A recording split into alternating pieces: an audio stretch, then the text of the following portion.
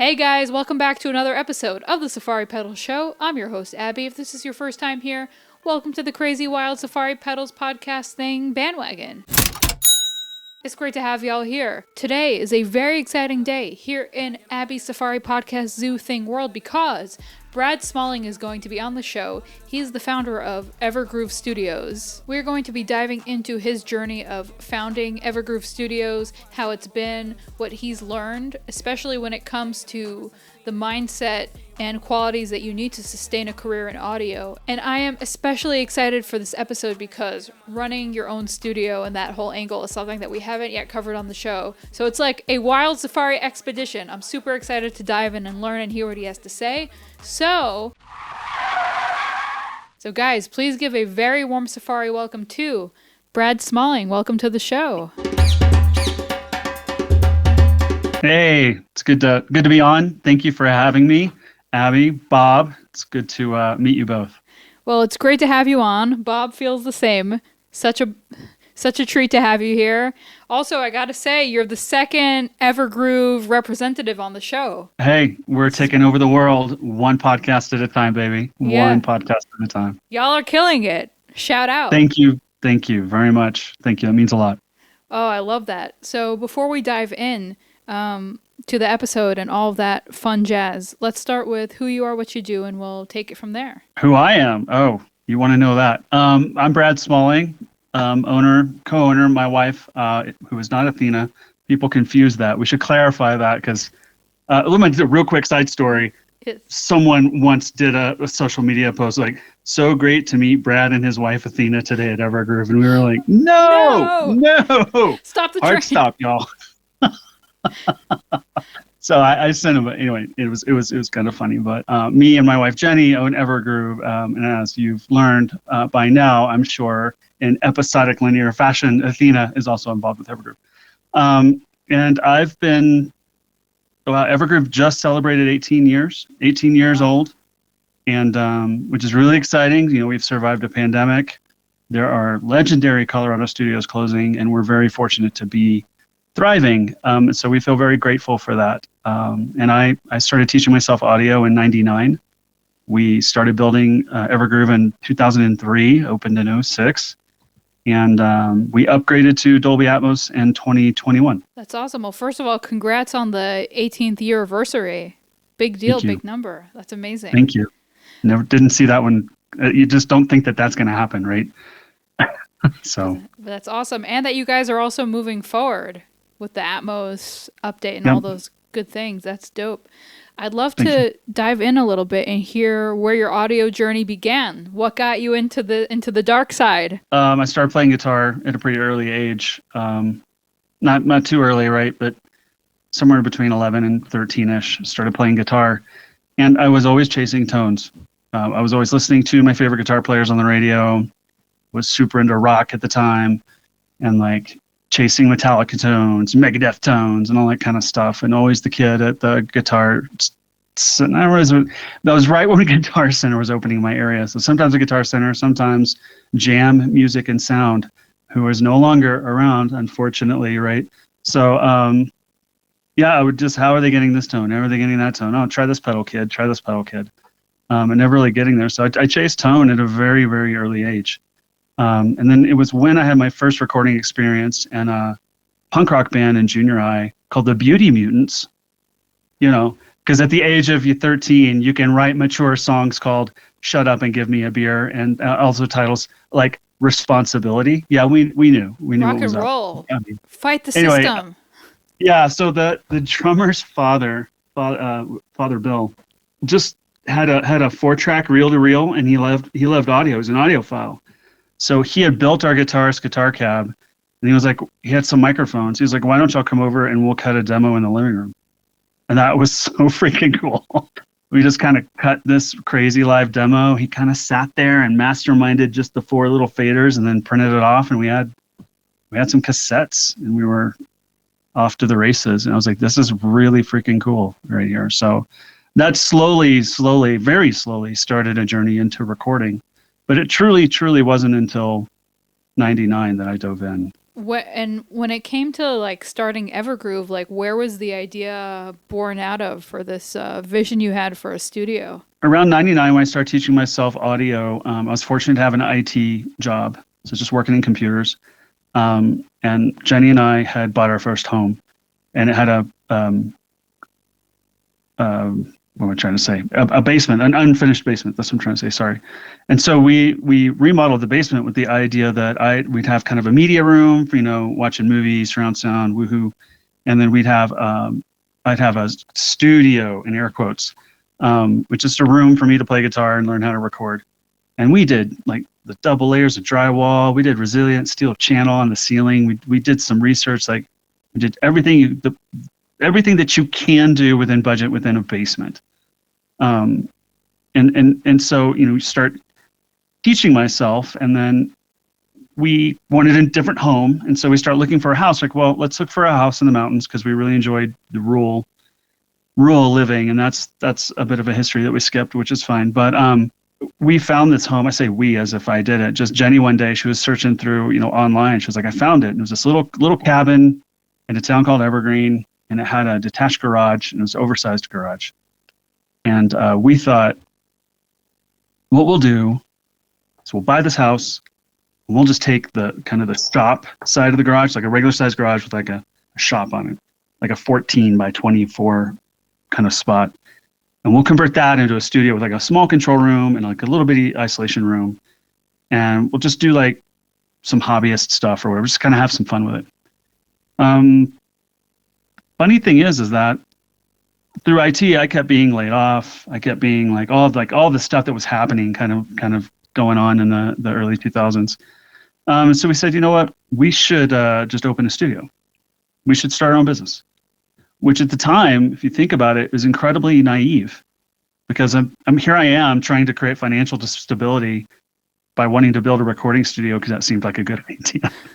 Now, anybody listening to this podcast right now will know how amusing that is, because we love musicians, and we're not coming down on musicians at all. You all work so hard, and we respect that, because we have budget conversations every single day. But the naivete of saying, I'm going to take control of my financial future and rely on musicians to pay me seems really hilarious right now when you look back. I mean, I remember when we had that conversation, we were like, yeah, no one's going to tell us what to do. And, thank goodness it's worked out. We've been really fortunate. As anybody knows, owning a studio, it's not, you don't start a studio to get rich. You don't start a studio to retire at the age of 30. You start a studio because you're passionate about audio. You start a studio because you're passionate about helping artists, because you want to be a part of the solution instead of being a part of the problem. We realized very early on that we needed to use the entire garage, and I started researching acoustics. I bought F. Alton Everest's, Handbook of Acoustics, started diving into that. I love science, I love math, and really figuring it out, and, active on the forums. Recording.org had an acoustics forum and would post like design ideas. And there was a designer who was up and coming at the time. He's very well known now, named Wes Lachaud. And Wes was a moderator, and he would say that your drawing's close, but I see that you're stealing ideas from this designer. I see that you're stealing ideas from this designer. He's like, that's fine. Like that's a compliment. But you need to understand why you don't want to put your control room in the corner of a building. Like what corner compression can do with like bass and things like that. I was like, okay, all right. And so I wrote him and I said, hey Wes, I really appreciate all your feedback, and I would like to talk about hiring you to do the design. We'll do the build out, but we'd like to design it. And he initially told me no. He initially said, I kind of like this this kind of fun mentorship we have going back and forth. You're doing really well with it. And I think it would be fun to see that through. And I said, this is funny. I said, well, I don't really want to wait a year to come through this process. Like, I really want to get moving. We'd like to be open in a year. He goes, well, let me kick it around. And about 2 days later, he's like, all right, let's talk money. And we got on the phone and we started talking money. And that's what led to hiring Wes Lachaud to design the space. And the irony is, I said, I don't want to take a year. And well, that's good, because it took us 3. we started building in 03 and opened in 06, like I mentioned. So there's been some funny pitfalls along the way. Oh, I'm sure. Well, they say good things come to those who wait. Well, it was a wait. One heck of a wait. One heck of a It wait. was a But wait. It was a long 3 years, but no one knows this building better than me. So from the beginning, dude, that's awesome. from the beginning, yeah. Also awesome how your wife found it. That's like such a cool story, like such a cool history of the spot. Yeah. So this question is going to divide. I'll divide it into two. Okay. Since you've had so much experience and also in running the studio and seeing all different types of music careers from artists to engineers and all of that stuff. One, what in your approach and your mindset has helped you have a career this long in the audio world? And two, what are some qualities that you think people starting out should put an emphasis on so they can sustain a career in music for the long run? And I think my answers both halves. And really what I learned early on is perseverance. That to have a career in audio isn't something that's going to happen quickly. You have to realize that you're looking at a minimum of probably 10 years, in my opinion and in my experience, 10 years of slow, steady growth before you wake up one day and realize, okay, I can't rest on my laurels, but maybe business is okay now. Because the first 10 years are just brutal. I mean, they're really, you'll have bands that you'll court, like you'll go see a show, you'll hit them up online, you'll give them a business card, whatever your vibe is, and you'll court them like, yeah, that sounds cool, or they'll talk to you, and the next thing you know, they're like so excited to be going into the studio in 2 weeks, and you go, I don't remember booking time, and you ping them, and they're like, oh yeah, we just decided to go a different direction, and you have to be able to take that punch, that gut punch, get up the next day, dust yourself off, and do it again. Because eventually that happens less. And eventually when it does happen, it also hurts a lot less. You learn that no is a very, very strong and powerful word that you as a person need to be able to say early on. And you also learn that when a band says no or goes somewhere else, they're simply leaving space for the next band that actually wants to work with you. And so when that happens, it's a blessing. But the problem is that monetarily, it is, and your pride a little bit, right? The ego, the ego it hurts when that happens. And you think the world is falling around you. So perseverance, like to have a long-term career in audio, develop the word no in your vocabulary early on. When a band walks away, learn that it's okay. Learn that early on. And then learn that you got to get up the next day and do it again. And then when a band walks away, I do encourage people to say, hey, reach out and just say, hey, I'm really excited to see that you chose a studio that works for you.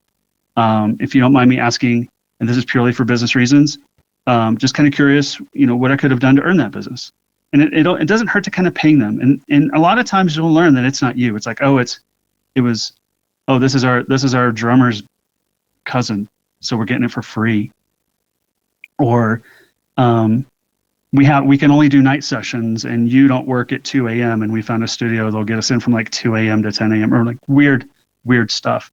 And once you realize that, once you ask that little kind of business dev question a couple times, right, you learn that it really never was you, that it was really, really something else. And that's okay. And so like going through that process and learning that early on, and having that perseverance is what I think leads to a long-term career in audio. That and constantly evolving your craft, not just relying on one kick drum sound, one snare drum sound, one vocal drum sound, like really pushing yourself to better yourself as often as you can. And so, then to that, like I think that also answers the qualities that someone needs in order to pursue that. Is that patience? Is that thick skin, that toughness? It's not, you don't have to be hard, right? You don't have to be mean or whatever, or like have this like tough thing. You just have to realize like you have to take that hit and know that that's not you and be able to just get up the next day. And again, you're going to hear me say this a lot, persevere. And I'll take this moment the moment that I realized that, I was attending a mastering session with a fellow engineer, and there still is, but they had a facility in Boulder called Airshow Mastering, and there was a mastering engineer named Dominic Maida who had I think he did some of the early, I'm probably getting this wrong, but I think he had done some of the early Fall Out Boy stuff or whatever, but he went all the way back to when Amy Mann was Until Tuesday, or like he went way back to 80 stuff. Like, the guy was a legend. And a buddy of mine was like, hey, I'm going to Airshow. Do you want to attend a session? So I said, yeah, I think that'd be really cool. So we show up, and we're standing outside Dominic's door. This is such a super Jedi Yoda moment. We're standing outside the door's open. He and I, my buddy and I are being quiet. And I think it's the Fall Out Boy poster is the platinum thing, right? It's inside Dominic's door. My buddy points and goes, this is so freaking cool. And out of the corner of my eye, I knew Dominic was sitting in a chair. He's like 15 feet away from us, sitting in a chair, prepping a session, looking very stoic. We're being very quiet. And as soon as my friend says that, Dominic scares the ever-living crap out of me, because he shows up, bam, right beside me and goes, everyone gets one if you just stick with it. And those words resonate with me today. And I get a little emotional about it, because we lost Dominic to cancer a few years back, which is terrible. He's such a great person. And in that moment, I wish I'd have been able to express how much he influenced my career in that moment. Because I went home that day and said, you need to get up every day and just do this. And Dominic was right.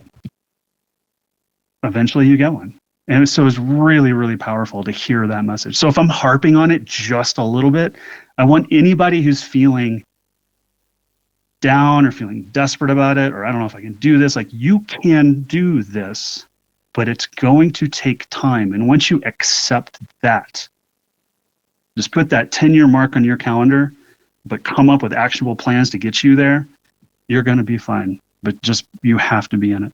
So, wow, that was very, very powerful. And I especially loved, like, in everything that you said, and also kind of what inspired you in that moment, that all of these things are rooted in proactivity, taking action. Yes. Like you said, maybe it's not even like, I don't think it's even from an intent. Do you think that's like the biggest pitfall of people that are up and coming and trying to make it work? It's maybe not realizing that it takes time, or do you think it's something else that causes like quick burnout career-wise? Oh, it's absolutely that's something that causes quick. I wouldn't say quick burnout, but you know what it is. And you know, social media has become a bit of a scapegoat. But if you think about it, social media has really, and computers, phones, all of these things that we have around us, created that instant gratification.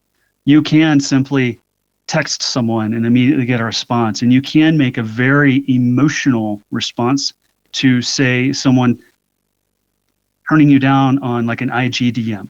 They can be like, oh, hey, sorry, we went a different route. And you can immediately be like, oh, that sucks. Like, it's so easy to just rant. And it's in those moments that you also have to stop, pause, wait 24 hours, and then craft your response. Even if the response is, no worries, I'm so happy you found a solution that works for you. Please let me know if I can be of any help in the future. Like, that's better than going on about, but I thought we were going to work together, but I thought, like, and because I'm guilty of that. I'll tell you I'm guilty of that. Like, I've sent some emails that they weren't emotional and they weren't angry or they whatever, but they probably could have been phrased a little bit better, because in that exact moment I panic. And it's in that exact moment when you panic, you absolutely should not say or do anything.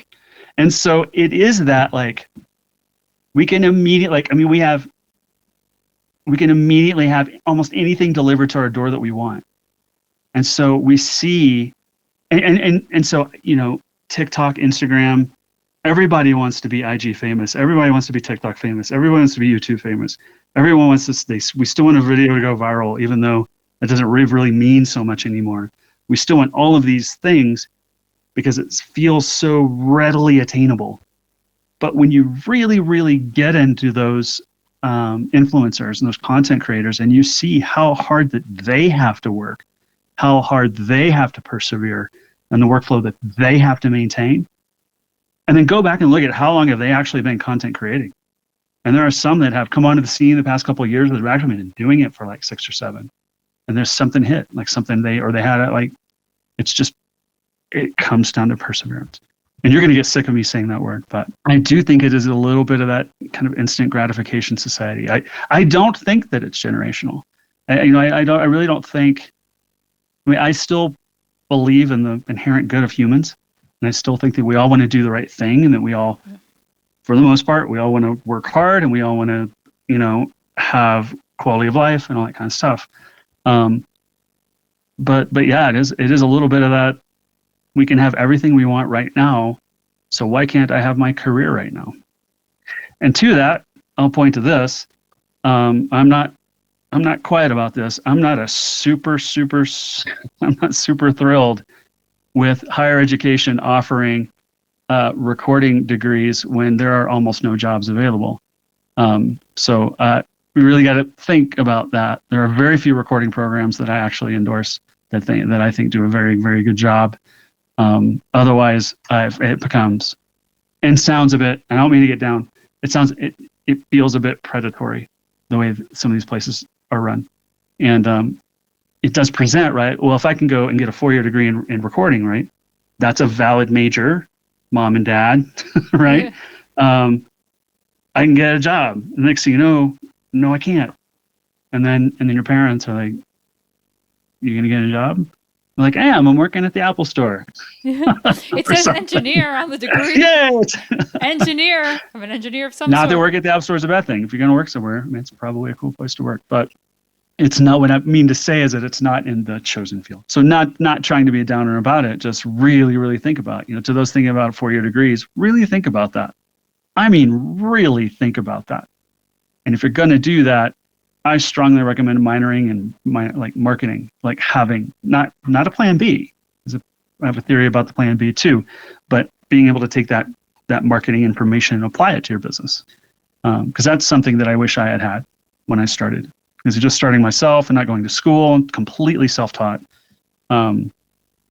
having some sort of marketing background would have been way helpful.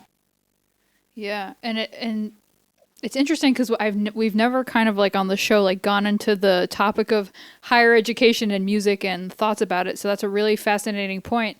And now that you say it, it's even more fascinating that if you think about it, like, because so much of the work in audio is freelance and running your own business, like, why is that not included in the It's whole? not at all. It's not at all. It's so funny, and I'm really glad that you say that. We've had interns, and I don't want to make this a downer on higher education, because we have good friends and colleagues in higher education.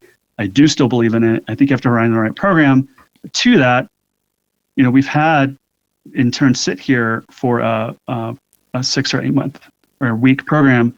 And at the end, they're like, I've already learned more in like the first 4 weeks than I learned in 4 years. And that's why you do an internship, because you get the really intense stuff.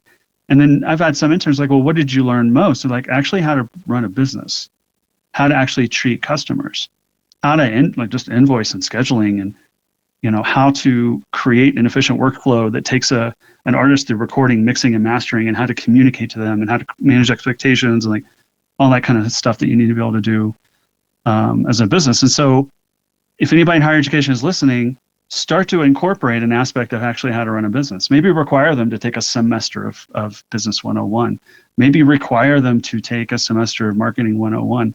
I think that's way, way more, because we're way more comprehensive, way more complete as a package than just, this is a microphone, this is a cable, here's phantom power, here's a DI, here is a mixer, now have a fun.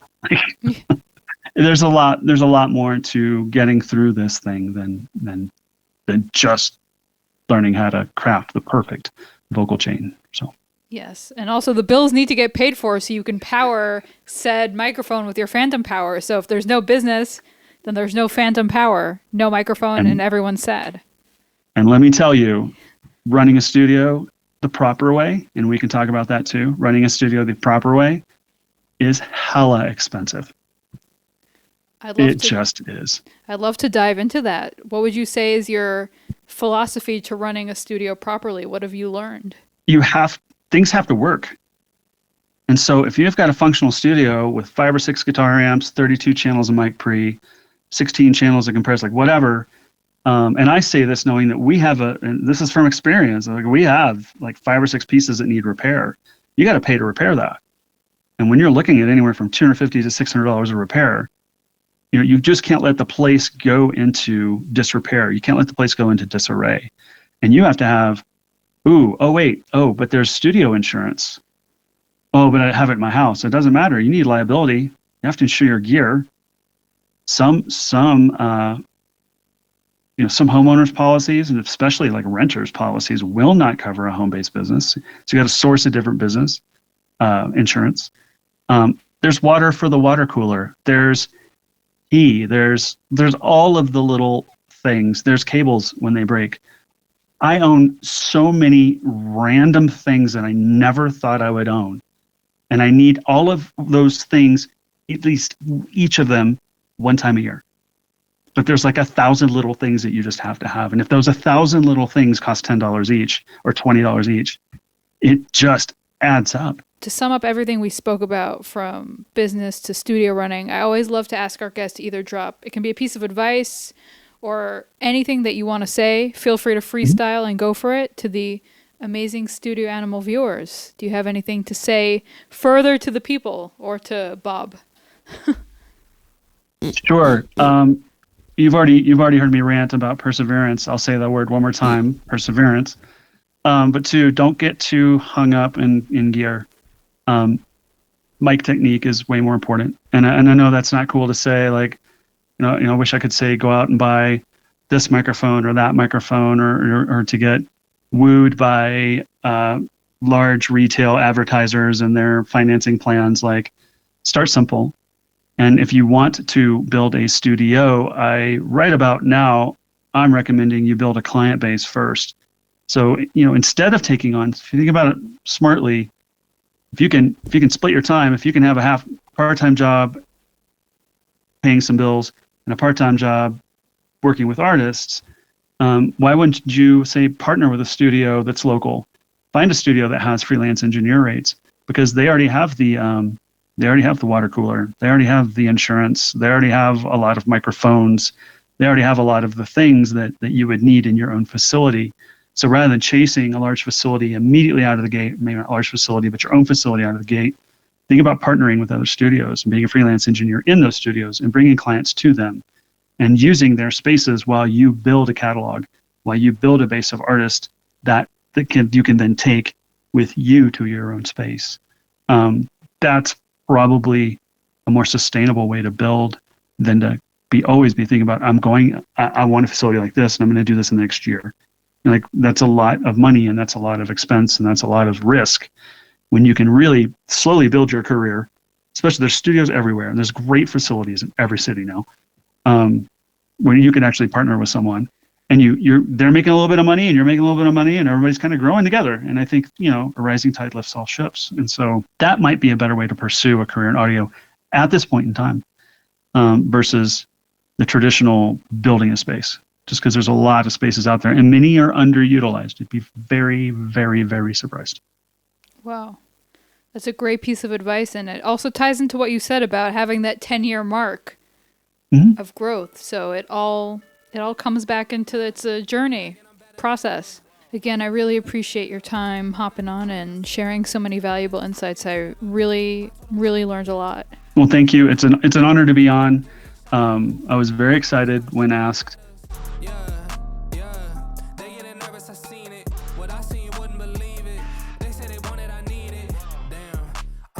Like I dropped out of class, get in my lane and I'm going right